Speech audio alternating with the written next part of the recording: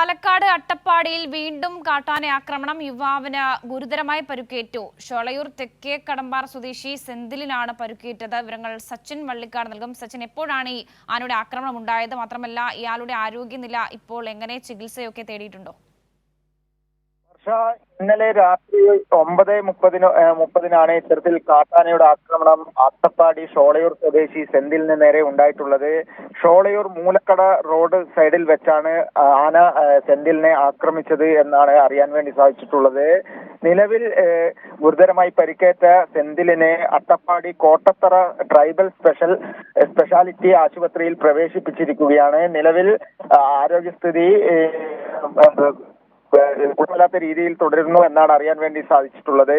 ഇന്നലെ രാത്രിയോടെ പാലക്കാട് സ്വദേശിക്ക് നേരെ വീണ്ടും കാട്ടാനയുടെ ആക്രമണം ഉണ്ടായിട്ടുള്ളത്. കഴിഞ്ഞ ആഴ്ച അട്ടപ്പാടി സ്വദേശിക്കെതിരെ കാട്ടാന ആക്രമണം ഉണ്ടായിരുന്നു. ആക്രമണത്തിൽ പരിക്കേറ്റ് ചികിത്സയിലിരിക്കെ അട്ടപ്പാടി സ്വദേശി മരണപ്പെട്ടിരുന്നു. ഇത്തരത്തിൽ വലിയ രീതിയിലുള്ള ഒരു കാട്ടാനയുടെ ഭീതി അട്ടപ്പാടി ജില്ലയിലും അതേപോലെ തന്നെ പരിസര പ്രദേശങ്ങളിലും നിലനിൽക്കുന്നത്. വർഷ